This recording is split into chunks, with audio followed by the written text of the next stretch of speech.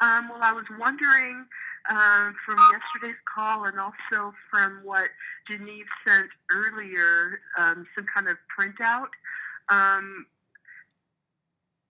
when Frank and I put work on books, it's basically just the two of us working on rehab management and physical therapy products. So we have to streamline as much as we can. And we got everything down to a really well oiled machine with Frank and I and Ashley. And I was wondering when he makes galleys and layouts, and he makes a galley, I read it, put my changes in, send it back, and then when the art director creates the creates the new layout, then I would read it, and it sounds like to me that you guys enter the changes. I would like to ensure that I am able to make my own changes. That would be a really big time no, saver. we don't. No, I think that's inaccurate. Let me give you a quick or another view of how things are working. Let me start by sharing something.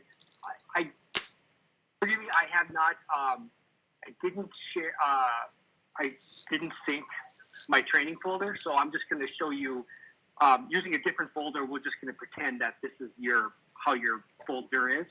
Okay. I don't have your folder synced, but so the process has changed a little bit as the galley folder. Now, if you can see my screen right now, there's the galley folder there. Now, what's going to happen is when you are ready to start your process, you're going to go into your galley folder, and inside your galley folder, the designer is going to have pre-set up the most common departments and articles that have been in the past. So, for instance, this one here has got a column, it's got a cover, it's got a masthead, it's got 4 features. So the designer is going to pre-set these up, and you'll see that each folder represents a package. And what we mean by a package is because inside of this folder, you're going to see an InDesign document, and you're going to see a folder called Input. So we'll talk about that input folder. The input folder is anything that needs to go in the layout that's not an image, but it's more of a special text element, maybe even something that needs to be recreated, a chart, or maybe it's a Word document with a bunch of charts in it, or a Word document that we need to take copy out of that doesn't normally flow in your article. So it's kind of like, and you may never ever use this folder. Some may use it, some may not. It's just kind of a place where the editor can place things that go with that article, but not necessarily place for it at the current time in the template. So something the designer would create or something. So how this would work is when you start the process. Now, do you currently use Desktop Sync? Yes, we're all on the Ignite cloud, yes. So you're using it from the desktop, not actually the web version of it, correct? Right. Perfect. Well, what I do is I grab it from the cloud and put it on my desktop and then work on it, and then I save it back onto the cloud when I'm done with it. So I basically am pasting over the older version, and so it'll first start, whoever worked on it last, say Frank, will have his name on it, and then when I grab it, I put it on my desktop, and once I'm done with it, save my changes, and put it back, it'll change, and then it'll say my name as the most recent user, and when, and everything else. And we should have, if it's all done correctly, if everything's put in, it should show a thread, and the folder would have like however many versions, or like 5 versions, and open each one and see, so-and-so worked on it this time, so-and-so worked on it a little bit later, and you can see the whole process. Yeah. And that still works the same way with using Desktop Sync. We have not tested our new way because we were on the assumption that everybody was using the Desktop Sync. So I'm not sure if there's complications if you're doing the download versus the Desktop Sync. I'm not sure. It does sync. I just put it. I don't have to like save it. I grab it, put it in, and put it onto my desktop. It's not really a save as. You can basically just drag it back in. Yeah. Okay. So when you, I guess I'm trying to do this. So now, when you start it, does it look like my screen right now, where you just got your Finder window and you have the features? Is that Yeah, is that how that right now. Yeah, yeah. Well, I mean, in your current workflow that you did before, I mean, is that how you would see it? You're going to get, are you just saying you're just pulling one file down and working on it and moving it? well, when we first started, it's just a galleys folder, and then Frank would just put. I'm using Frank as an example because I work with Frank.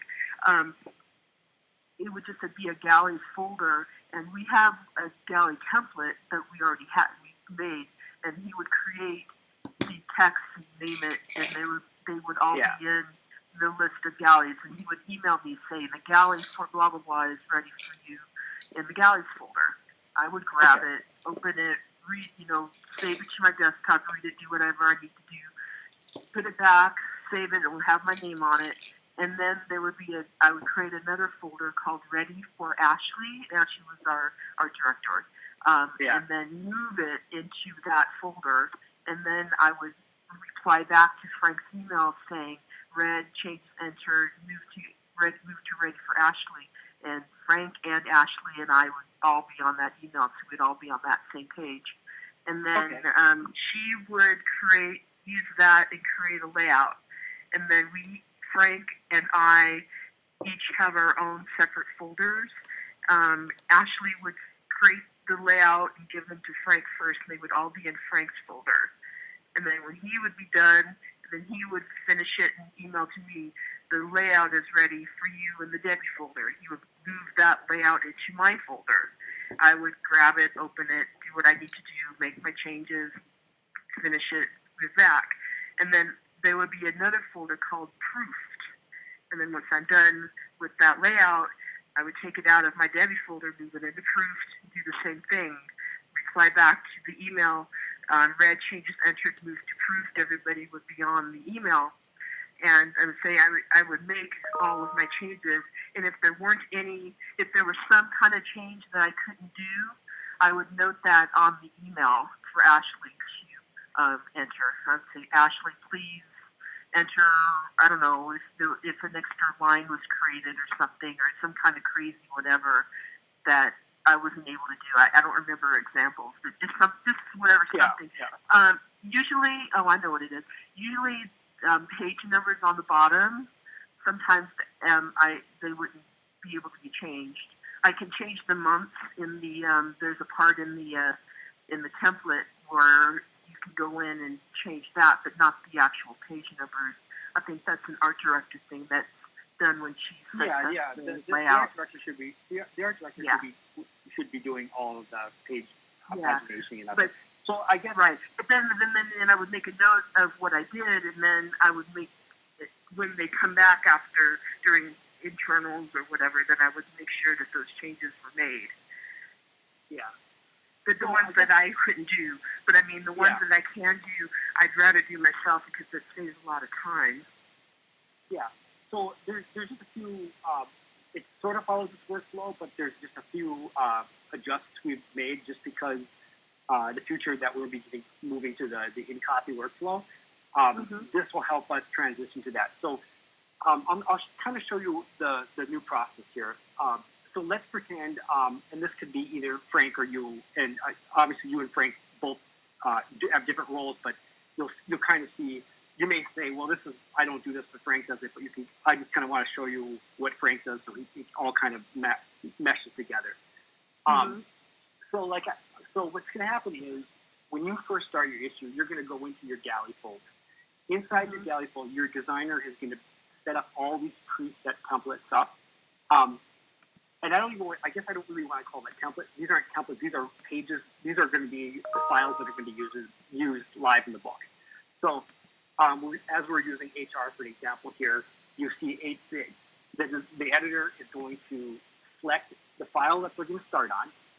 And all they're going to do from this galley folder is they're going to drag. I'm going to make my screen a little bit bigger so it's a lot easier to see here. So we're going to say we're going to start on feature 0. All the editor is going to do is you're going to highlight the folder, Feature 0. You're going to drag it to Layout, and then move it into Editor. So this right here is saying the editor is ready to start the process of working on it. So you, the editor, are going to start working on it. From there, you're just going to open up that InDesign document. You'll open it up.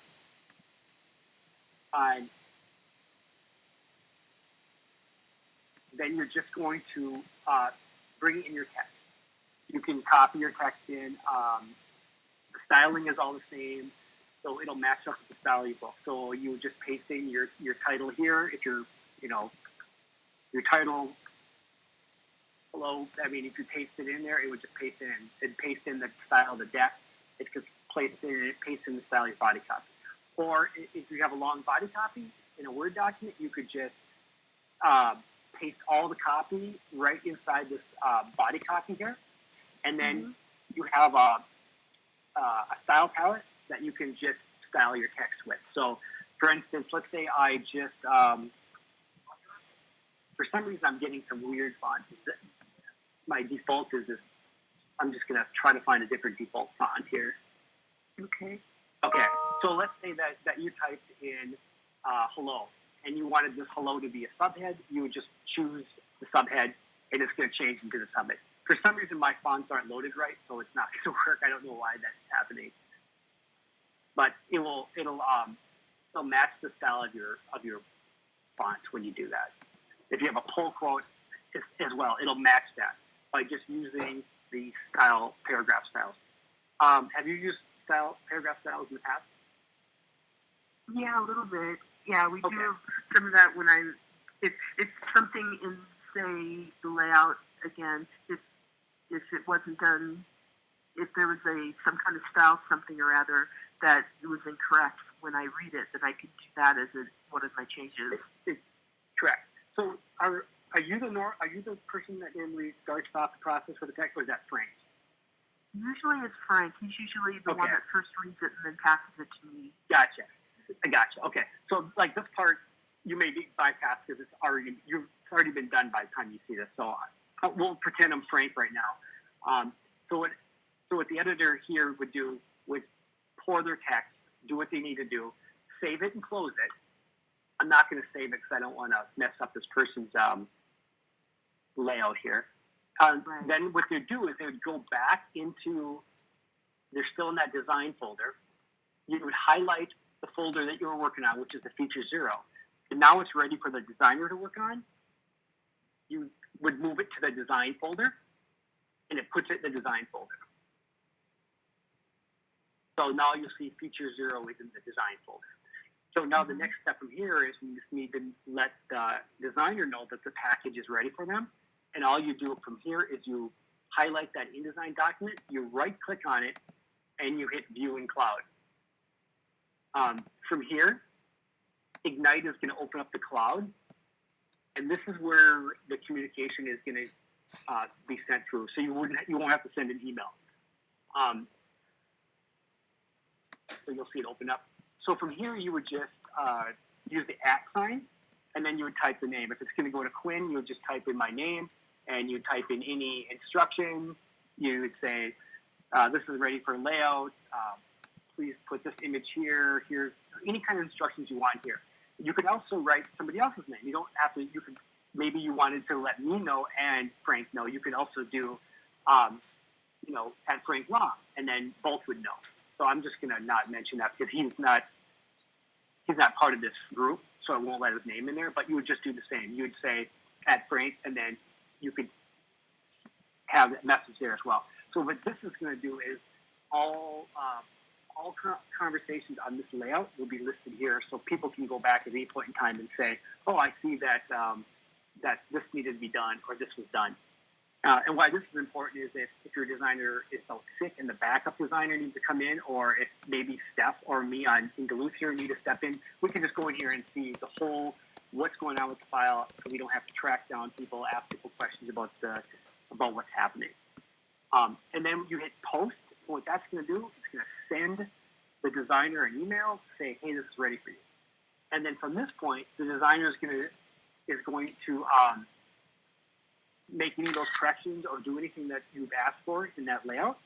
And once they finish doing that, they are going to move that file to the next person. If it's to you or if it's to Frank, they're just going to drop it into the editor folder again. So they're just going to take it, move it back to the editor folder, and then they're going to write a message, using the @ your name, and say this is ready for review. So that can go back and forth several times, and maybe Frank, and at some point Frank is going to take it from the editor folder and ask you to work on it, and so that'll go back and forth. So basically, when you want design to work on it, it needs to be moved into the design folder. That's how design will know that it's for them. Once it moves and then you write the note, that's how they know to start the process. So sooner or later, you're going to get to the part where, hey, it's proof. So from there, you just move that file that is, I think that we moved it back to so you'd move that feature 0 that it's worked on, you move it to proof. And now when it gets to the proof, you would just, again, right-click on that, view in cloud, you'd make the note would say, this is approved, that points to the designer. The designer will go into that proof folder. If ads need to be placed, they'll place the ad, and then move it to the internal. And once all the pages are approved, they'll submit that internal PDF to everybody for internal.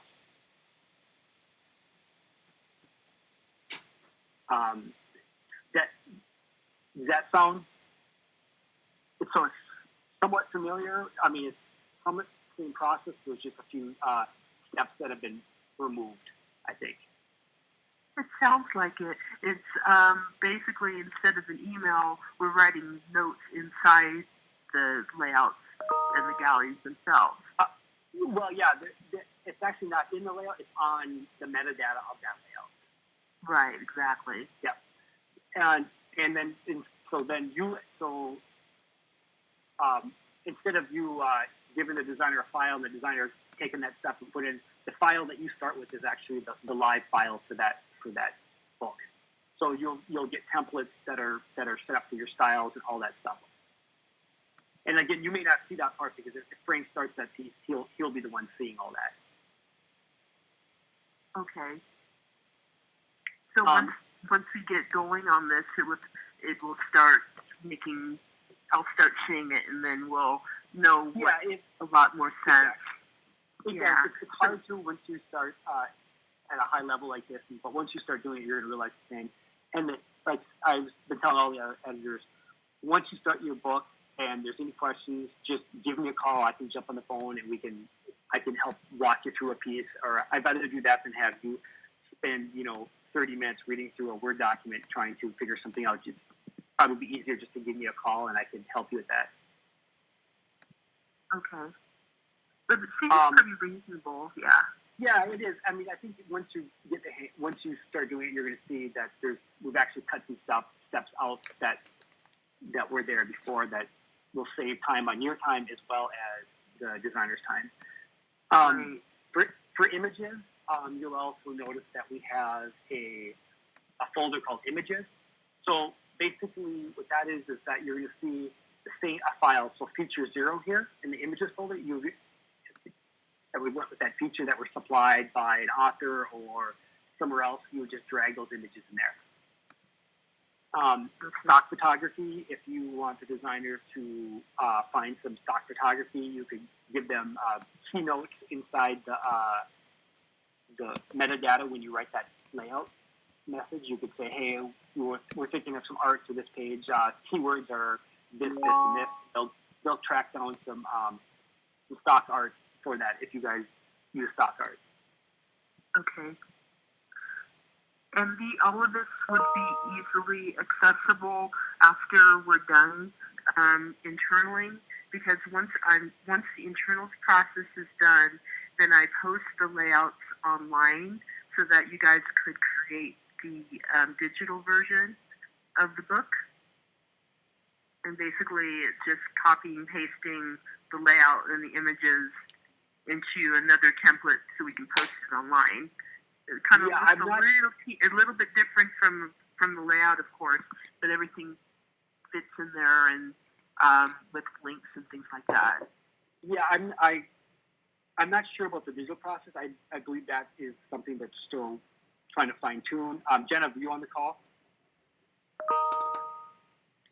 And I can jump in. So, Debbie, are you talking about the digital edition? Right. Once I was wondering, we go through all this process, and then once we're done, once the internals process is done, then I post all the layouts on our website, and so that the digital edition can be created from that. And I think that process, I got trained on that yesterday. And basically, I mean, Ashley's process was that she just takes PDFs from the print version, and that's used to make the digital edition. Oh, okay. So it's. So I was always curious about that because, I mean, I don't actually create the digital edition.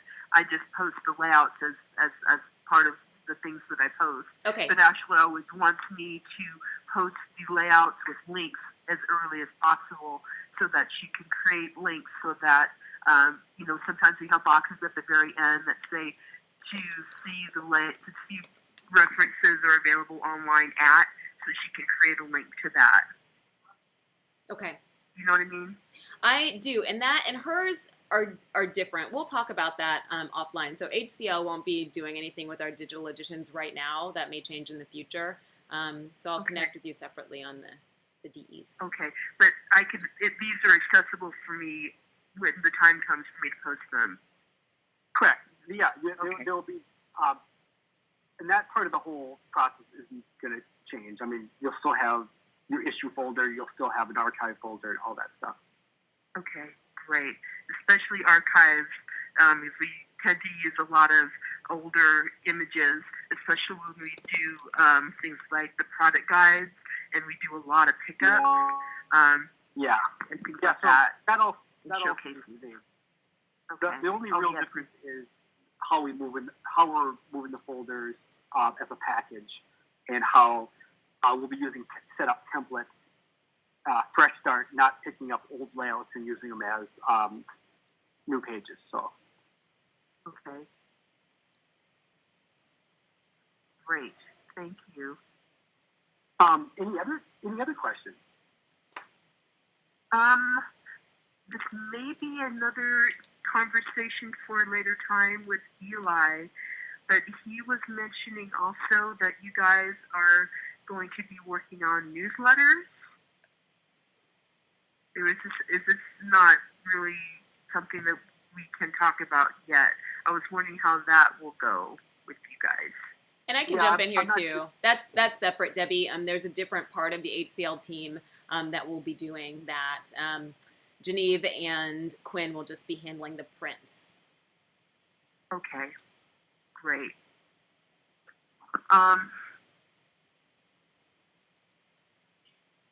Well, not really. I did download the new InDesign the other day, so that is working well. It's just basically following the same process that we've done previously, but it's just the layouts of the folder setup and things. Yeah. It's just a little bit different. It's just a little bit of a learning curve as to dealing with that.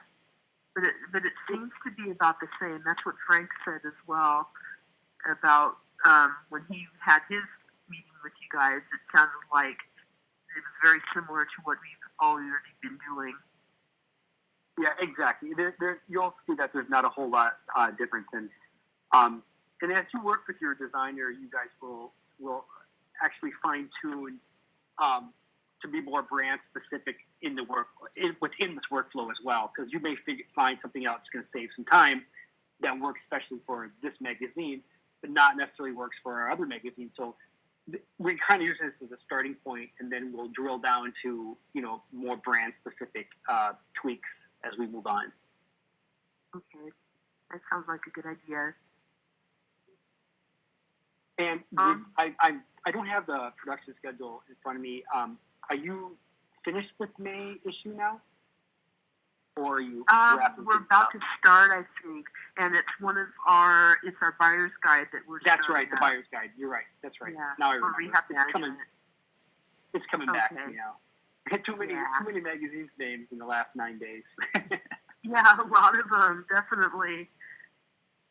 But you'll get to know it all pretty soon. Yeah. So it'll all just kind of flow itself together.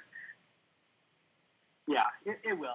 So far, things have been working well. We've been working with a few of the other editors and working on pages, and you know, it's going pretty smooth overall. I feel. Good. Well, it's always nice to hear. But Yeah, and yeah, go ahead. and I was just going to say, the designers you're working with have been working in this industry on magazines for quite some time. At least for the last 8-9 years with me on a lot of different types of books. So they're familiar with buyer's guide products. They're very familiar with the B2B magazines. Great. So, any other questions or concerns or? Not right now. I think it's been covered quite a bit. Okay. The concern, of course, is the newsletters, and then that enabling me to make my own changes. And so that's been covered. You'll so we're good. Yeah. So all we do is art. So we won't do text changes and stuff. We're just making things look pretty and moving things around to make them fit, and best practices of being able to have the reader have the best experience through the magazine. That's all we're there for. That's good. It's always good. Cool. Yeah. All right, great. Jeniv, are you on? Do you have anything? Yes, when I'm in can you hear me? Yeah, I can hear. I I can just hear you. Yeah, I'm fine from my side, Quinn. Okay, great. Oh, perfect. Well, thank you. Yes, thank you. I appreciate all of your time, and then especially making the extra time to meet with me now. Yeah, Much and like I said, appreciated. feel free to reach out anytime and just give me a call if there's a question. So. Okay. So you guys will be working with us directly. You won't.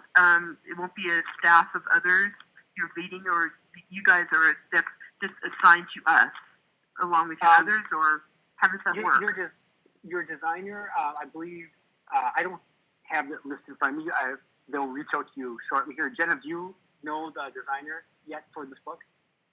I know you. Yes. Can you tell me which publication is this one, Quinn?